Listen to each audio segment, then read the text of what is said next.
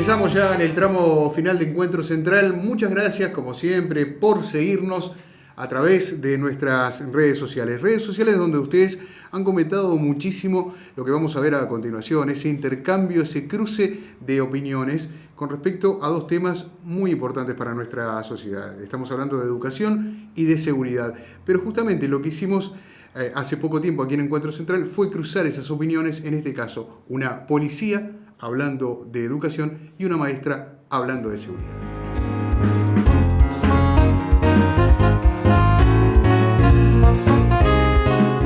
Y es un gran gusto, como siempre, recibir a estas dos referentes, cada una en su área respectiva. Gracias, Patricia, por estar. Gracias, Silvia, por estar. Les voy a proponer hoy un cambio en el programa, si les parece bien. Cruzar un poco las miradas, porque ustedes son referentes, como decía, cada una en su área, pero son ciudadanas de este país y, por supuesto, tienen opinión con respecto a distintos temas. Hoy, a esta altura del año, en un año electoral, todo está teñido por lo electoral, o casi todo.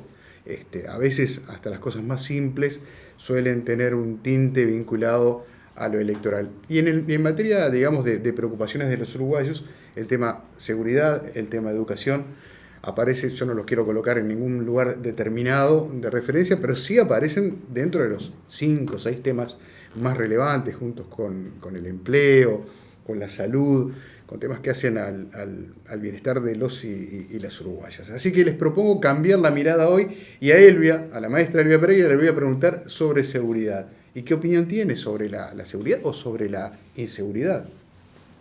Bien, es un tema, tú lo dijiste, muy amplio, un tema que indudablemente está en la campaña electoral.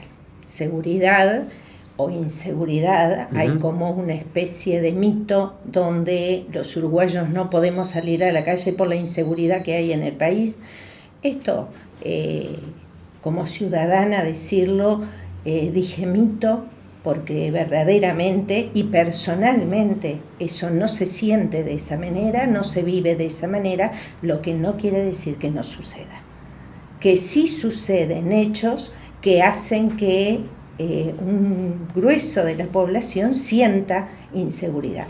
Y basta con mirar algo muy, muy notorio, y me voy a referir a Montevideo, pero también me voy a referir al resto del país. Sí.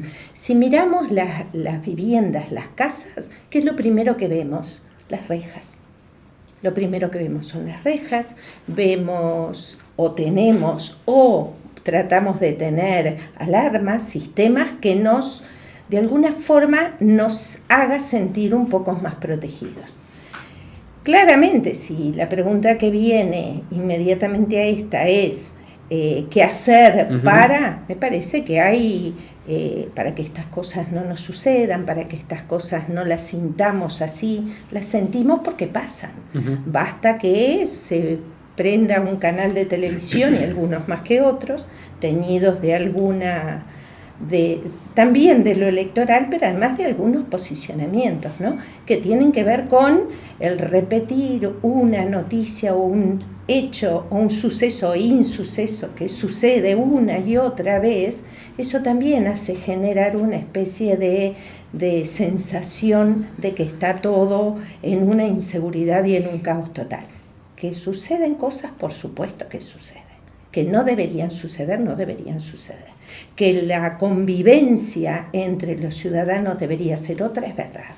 Que la educación tiene mucho que ver en eso, también tiene que ver con eso. Pero el posicionamiento desde cada uno de los ciudadanos, cada uno de los vecinos, cada uno en su actividad laboral, también contribuye a esto de generar estas situaciones de una mayor convivencia y sentirse mucho más seguro dentro de su lugar de trabajo, donde vive, en su casa. Indudablemente, con esto no quiero tapar el sol con el dedo, ¿no? Como se dice. Digo, que suceden cosas, por supuesto, que hay barrios, y principalmente en algunas zonas de Montevideo, principalmente, que deben y son intervenidas especialmente para justamente, tenemos el narcotráfico, que no hay que rehuir la mirada allí, sino que hay que intervenir, porque si no quedaría todo en que es la convivencia y ahí quedaría. No es solamente la convivencia. Digo, hay hechos que se profundizan con otros elementos que tienen que ser tomados en cuenta. Entonces de ahí yo decía hace breves instantes lo de las rejas, lo de las alarmas, lo de los porteros, lo de la seguridad que cada vez más el ciudadano trata de meterse para adentro en su casa. Hoy ya no tenemos tanto en los barrios los niños jugando en las veredas o con los vecinos, eso ya se ve cada vez menos. Eso también hace a la convivencia y también hace al vivir con otros. Y bueno, lamentablemente esto no se está dando ni en Montevideo, por supuesto, y tampoco en el interior, cada vez se da menos. Claro. Bueno, Elvia, después le voy a consultar a Patricia la opinión sobre esta mirada, pero terminemos de cerrar este primer avance. Creo que Elvia menciona algo referido al tema seguridad que es muy interesante también y que tiene que ver con el tema de educación, pero que también en el abordaje tiene que ver, porque es un tema multifactorial. No se puede hablar de la seguridad desde un solo punto de vista, como tampoco se puede hablar de la educación desde un solo punto de vista. Hay muchas opiniones, muchas miradas. ¿Qué mirada tenés tú, Patricia, sobre la educación? Yo iba a empezar precisamente con lo que tú decís y lo que Elvia decía. Van de la mano educación y seguridad. Por eso cuando los maestros o la parte educativa pelea por más presupuesto, seguramente repercuta también después en lo que es la seguridad y los valores de esos chiquilines. Cuanto más apostemos a la primera infancia, a los niños, es cuando realmente podemos hacer el cambio, ¿no? De la educación, que tú me dijiste que hablara, es algo primordial, que todo el mundo la nombra, ¿no? Todo el mundo pide más educación, todo el mundo también les exige muchísimo a esos maestros que tenemos. A ver, mi hija es maestra, hace poquito se recibió, hace 2 años, y junto con su grupo de compañeras, muchas veces nos tocó estar en casa o juntarnos, y es muy buena la vocación que tenemos en este país por parte de esos educadores. Está hablando de maestros, de profesores, de cómo se involucran con los niños, con los que le pasa también a los adolescentes, pero que también cada vez le cargamos más las tintas sobre cuestiones que a veces tienen que partir de la casa y no de la escuela, ¿no? Uno hace lo que puede en pocas horas de clase, en 4 horas o lo que fuera. Creo que ayudó mucho, y lo podrá decir Elvia después, pero la experiencia de lo que son los acompañantes, por ejemplo, que es algo nuevo que hay por el BPS, por toda la cuestión de los niños que tienen dificultad de aprendizaje. Fíjense que en una escuela pública, en una clase que pueda haber 23, 26 niños, 2 o 3 que ya tengan alguna problemática, que puede ser TEA, que puede ser dificultad de aprendizaje por muchas razones, esa maestra está totalmente desbordada, porque ahora, por ejemplo, tiene esa propuesta nueva que creo que le ha ayudado mucho a lo que es el día a día, porque esos acompañantes conviven en la clase con esos niños y ayudan un poco a que también estén insertos en la misma salita que los demás compañeritos, ¿no? Que a veces son niños que sí tienen alguna patología, pero que no tienen por qué estar en otra escuela como era antes, que se los mandaba, y hoy pueden hacer eso. Y eso es un logro también que hace poquito se ha dado. El sistema de cuidados es bastante nuevo y es muy bueno. De hecho, por ejemplo, mi hijo lo usa. Y estamos totalmente complacidos de todos los avances que ha tenido, y se trabaja en conjunto con la maestra, con el psicólogo, con todo lo que es el plan. Después, obviamente que me parece que donde hay que también trabajar mucho son en donde ya hay un abordaje en los barrios, zonas conflictivas, como siempre decimos, llevar a esas zonas todo lo que sea necesario para que esos chiquilines no queden aislados y no repitan la cadena que desgraciadamente uno repite si no tiene otra alternativa. Yo creo que es posible un cambio real y no repetir que si mi padre es delincuente yo voy a seguir por esa línea, pero sí le mostramos algo muy diferente y conteniendo también lo que es a ese niño, mostrarle algo diferente. Porque no es solo mostrarle, sino que después nos tenemos que hacer cargo de lo que le mostramos. Porque si nosotros le mostramos a ese gurí que en esa casa está mal y que eso no lo tiene que seguir, también le tenemos que dar la alternativa para poder salir de eso. Entonces digo, hay que trabajar un montón. Yo apoyo todo lo que tiene que ver con la educación porque me parece que es la salida. Como bien decimos, no es reprimiendo, sino educando y sobre todo con valores, es que vamos a salir con la sociedad adelante, ¿no? Vamos a seguir juntando estos dos temas porque está muy interesante el cruce, además de opiniones. ¿Coincidís con lo que la mirada que tiene Patricia con respecto al tema de la educación? Bueno, básicamente Patricia aborda varias dimensiones y pone un tema que tal vez no es tan conocido por todos, que es el sistema de cuidado con los acompañantes dentro de las aulas, dentro de nuestras aulas.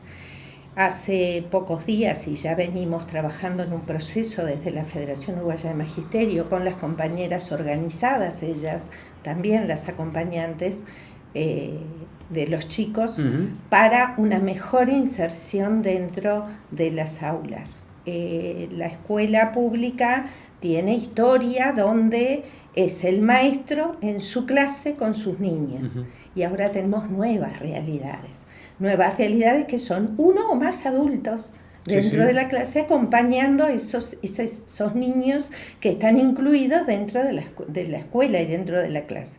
Nosotros siempre decimos, desde la Federación durante años hemos reclamado o hemos solicitado y reclamado y luchado porque esos niños tengan el acompañamiento dentro de la escuela. Hoy lo tienen, pero la realidad hace que no en todos los lugares se dé de la misma forma. Eso que tenemos de historia, el maestro, la clase y los niños, el maestro, los niños, únicamente, hoy tenemos otros adultos. Y trabajar con otros adultos también tiene que ver con el hacer de uno y el hacer de otro. Tanto como trabajadores, ¿no? Tanto uno como otro como trabajador.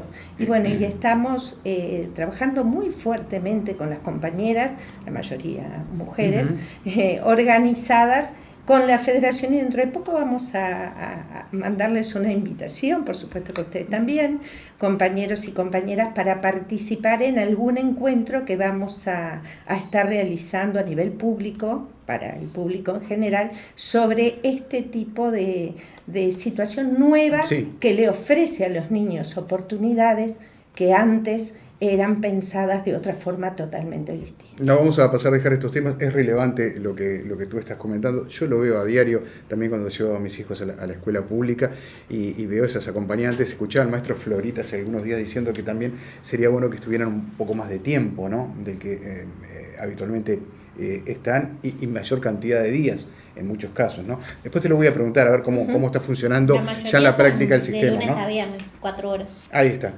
Si fuera de lunes a viernes 4 horas es prácticamente lo ideal, ¿no? Que me tocó a mí.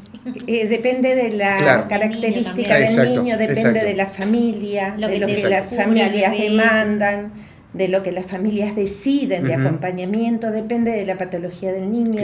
Si no en todas las situaciones es bueno que el acompañante esté las 4 horas, sino darle cierta autonomía al niño para que se vaya adaptando dentro de la clase con los otros niños, esa autonomía que en algunas circunstancias puede darse, en otras no, indudablemente. Por eso no hay un patrón único. ¿no? Hay un caso a caso, digamos. No, lo bueno también, lo que vos decís es súper importante, como es algo nuevo, que también se vaya puliendo con lo que es el trabajo con la maestra, para que ninguna se sienta como que pisa el trabajo del otro, y que también puedan hacerlo mancomunadamente. También algo que tocando de oído y de atrevida, pero algo que me planteaban las chiquilinas, que muchas, por ejemplo, ahora se están formando después que se recibieron para trabajar con niños con dificultades o otras situaciones, y que a veces cuando hacen magisterio no se lo dan. Entonces después a veces le aparece también que tienen que lidiar con situaciones con niños con algunas características y a veces no. O sea, depende de lo que una hace, pero no que lo tengan como formación. Que eso, yo creo que cada vez son más los casos que se detectan de niños con esta dificultad. Estaría bueno también que lo pudieran abordar desde la formación, ¿no? Porque muchas se lo pagan aparte para poder saber desempeñar mejor su función con esos niños. Sí, forma parte de la vida cotidiana de muchos niños y niñas en el día de hoy. Y te pregunto a ti, Patricia, ¿qué opinas de lo que dijo Elvia con respecto al tema de la seguridad? Y yo tengo varias miradas.